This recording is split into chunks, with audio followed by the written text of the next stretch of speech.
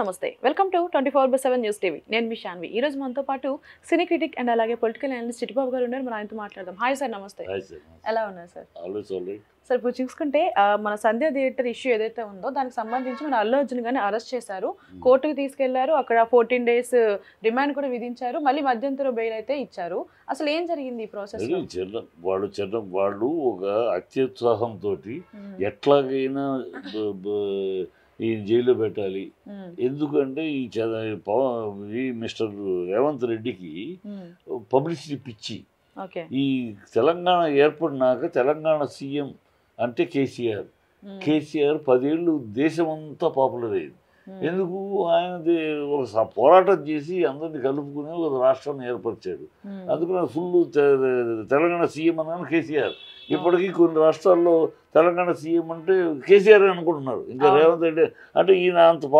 Popular కాదు మనిషి ఏముంది ఏదో తంత్యకాలిపుట్లో సీఎం నుంచి చరిత్ర ఏముందో ఇప్పుడు రాజకీయంగా ఒక ప్రజా పోరాటం చేసినాడు ఒక సమస్య కోసం తీర్చినాడు ఏమీ కాదు కదా కొన్నాళ్ళు చంద్రబాబు కాళ్ళు పట్టుకున్నాడు ఇప్పుడు కొన్నాళ్ళు చంద్రబాబు కాళ్ళు పట్టుకున్నాడు సోనియాని తిట్టాడు మళ్ళీ సోనియా కాళ్ళు పట్టుకున్నాడు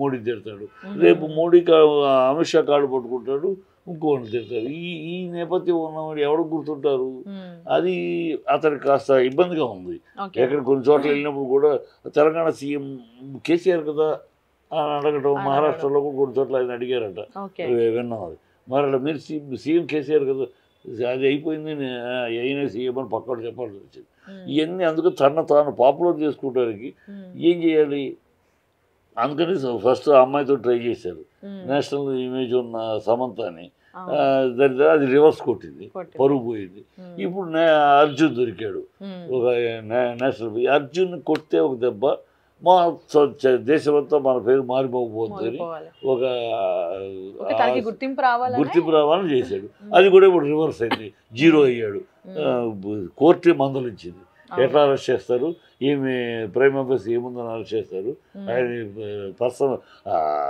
అంత తొందరగా అర్జెంటుగా బట్టలు కూడా మార్చుకోనికుండా అరెస్ట్ చేయాల్సిన అవసరం వచ్చి ఇలా చాలా ప్రశ్నించింది కోర్టు.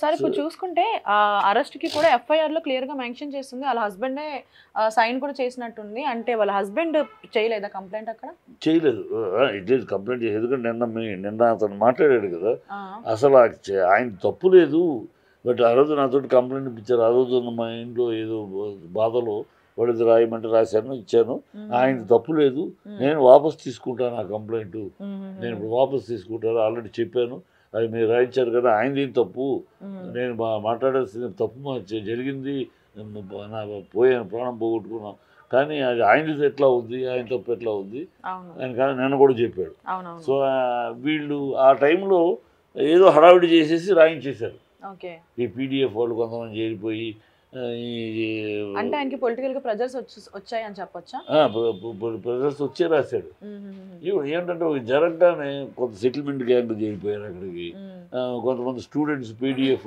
ఊని చేరి వాళ్ళకి అవసరం ఏదైనా అంశం చాలు కదా వాళ్ళు మేము ఉన్న సమాజంలో మేము మా గొంతు ఉందని చెప్పుకోవాలి అందుకని చెప్తూ ఉంటారు ఏదైనా సమస్య వస్తే టప్పని పడిపోతారు కదా సెటిల్మెంట్ గ్యాంగ్ ఏదైనా డబ్బులు అది ₹1 కోటి ఇవ్వాలి 5 కోట్లు ఇవ్వాలనేది ఇలా అన్నీ ఇప్పిస్తే మేము గొడవ చేయటం వల్ల ఇచ్చారు మాకేంటి అనే సెటిల్మెంట్ గ్యాంగ్ కూడా అందరూ దిగిపోయారు అందరూ ఈ విషయంలో దిగిపోయారు అది కాకుండా ఇప్పుడు అన్నింటినీ బ్రేక్ చేసుకుంటూ డైరెక్ట్గా వాళ్ళకి ఇవ్వటము ఎవరికి సంబంధం లేకుండా వాళ్ళకి ఇవ్వటము ఎప్పుడు ఇస్తున్నారో కూడా తెలియకుండా చెప్పటము 25 లక్షలు మీ కుటుంబానికి అండగా ఉంటాం పిల్లాడు కూడా బాగుపడ్డాక హాస్పిటల్ ఖర్చు కానీ తర్వాత ఫ్యూచర్ కానీ అన్నీ నాది బాధ్యత నేను చూసుకుంటా అని చెప్పేశాడు ఇక తర్వాత వీళ్ళకి ఆస్కారం లేకుండా పోయాడు కనుక ఇక్కడ అరెస్ట్ అనేది ఏ యాంగిల్లో చేశారు తప్పు ఒకటిదైతే నింద ఒకటిది ఏంటి వీధి తప్పు పోలీసులు తప్పు 3 రోజుల క్రితం పర్సనల్ యూనిట్ వాళ్ళు పంపించారు మేము వస్తున్నాను మీరు పంపించి ఆయన తీసుకుని దానికి ఏం రెస్పాండ్ ఇవ్వకుండా థియేటర్ వాళ్ళు కదా ఇవ్వాలి థియేటర్ వాళ్ళు డబ్బు కట్టాలి మామూలుగా అయితే జనరల్ వీళ్ళు డ్యూటీ వీళ్ళు రావాలి కానీ మాకు బెటాలియన్ పంపించండి పోలీసులకి డబ్బు కట్టాలి అప్పుడు ఒకటి సో వాళ్ళేమో అందుకని థియేటర్ వాళ్ళు బెటాలియన్ పంపించండి అనకుండా డబ్బు కట్టాల్సి వస్తే వాళ్ళు జారుకున్నారు వీళ్ళు డబ్బు కట్టలేదని 3 రోజుల క్రితం వాళ్ళు అడిగి పంపించినా కూడా రెస్పాండ్ అవ్వాలి. ఈ ఫెయిల్యూర్ చిల్లర రాష్ట్రాలు అంటే అదే తదాప్రభమ్మ ప్రజామ్మ ఎప్పుడైతే ఒక రాష్ట్రంలో ఒక సీఎం సూట్ కేసులు రెడీ చేసుకోవడానికి తాపత్రయపడుతున్నారో మిగతా అన్ని డిపార్ట్మెంట్స్ వాటికి రెడీ అవుతారు. అంతే కదా. ఇక రేవంత్ రెడ్డి కూడా పరిపాలన లేదు, ప్రజాపాలన లేదు, ఏమి లేదు. సూట్ కేసులు రెడీ చేయట ఎంత గట్టిగా మనం అధిష్టానాన్ని సూట్ కేసులు అందించగలం. నాకు పోటీగా కోమటిరెడ్డి కన్నా ఎక్కువ పంపించాలి, లేకపోతే మన పదవి ఊడిపోతుంది. ఈ తాపత్రయం ఈ గొడవ తప్పితే ఇంకేమీ లేదు. దాంట్లో నేషనల్ ఇంట్రెస్ట్, నేషనల్గా ఇమేజ్ తన పాపులారిటీ పెరగడం కోసమని ఇప్పుడు చూడండి నిన్న మొత్తం గుజరాత్ ఏంటి, మరాఠీ ఏంటి, అన్ని ఛానల్స్, తమిళ ఏంటి, తెలుగు ఏంటి, అన్ని ఇండియన్ మొత్తం channels arrested. CM Revanth Reddy పేరు వచ్చేసింది. సార్ ఇప్పుడు చూసుకుంటే గతంలో దేవర మూవీ ఏదైతే ఉందో అందులో ఎన్టీఆర్ గారు కూడా ఇట్లా ఈవెంట్ ఒకటి ఉండేటప్పుడు క్యాన్సిల్ చేస్తారు. ఇట్లా గొడవలు ఎందుకు క్యాన్సిల్ చేశారమ్మా? రెస్పాన్సిబుల్ పోలీసులుగా వాళ్ళ పోలీసులు అప్పుడు రెస్పాన్సిబుల్గా చెప్పారు, అయ్యా మీరేదో లక్షన్నర మంది అంటున్నారు, ఇక్కడేమో 2.5-3 లక్షల మంది వచ్చారు, మాకున్న ఇది కానీ మేము మెయింటైన్ చేయలేము, ఇది మా వల్ల కాదు అంటే. మరి ఇప్పుడు అల్లు అర్జున్ గారు వచ్చినప్పుడు చెప్పలేదు వాళ్ళు.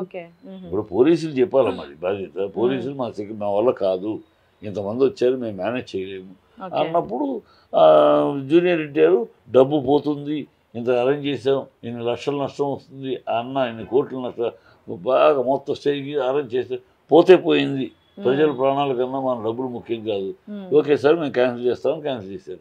అట్లా ఇక్కడ ఏమైనా చెప్పారా పోలీసులు? ఓకే అంటే ఇందులో మన అల్లు అర్జున్ గారి మిస్టేక్ అయితే ఏం లేదంటారా? ఏమి 100% అల్లు అర్జున్ ఇది ఓన్లీ వెండటా పాలిటిక్స్గా అక్కడ ఆంధ్ర రాష్ట్రంలో అరెస్ట్ చేయాలని ట్రై చేశారు, కుదరలేదు. కనుక ఆయన శిష్యుడు అయిన చంద్రబాబు, ఆ కూటమి అధ్యక్షుడైన చంద్రబాబు యొక్క శిష్యుడో సహచరుడో తోడు దొంగ తెలియదు కానీ ఓటుకున్నట్టు మరి ఏమన్నది కనుక ఆయన వాడుకున్నాడు. ఈయన ఆయనకు తాళం వేసి ఇలాంటి యాక్షన్ చేయించాడు. సార్ ఇప్పుడు చూసుకుంటే అల్లు అర్జున్ గారు ఒక ఈవెంట్లో మన రేవంత్ రెడ్డి గారి పేరుని మర్చిపోవడం ఇట్లా జరిగింది కదా, దానికి ఏమన్నా హట్ అయ్యి ఇట్లా చేశారు అనుకోవచ్చు రేవంత్ రెడ్డి గారు? హట్ అవ్వాల్సిన అవసరం లేదు, మళ్ళీ చెప్పాడు కదా, పేరు కనుక్కొని చెప్పాడు. నీ పేరేమన్నా ఇంటర్నేషనల్ పేరు, లేకపోతే నువ్వేమన్నా నిన్నటిదాకా ఆంధ్రదేశంలో ఏమిటయ్యా నువ్వు? నిన్నదాకా కలిసి ఉన్నప్పుడు ఆంధ్ర రాష్ట్రం నువ్వేంటి? చంద్రబాబుకి చెంచా సామంతరెడ్డి, అంతకన్నా ఏంటి నువ్వు?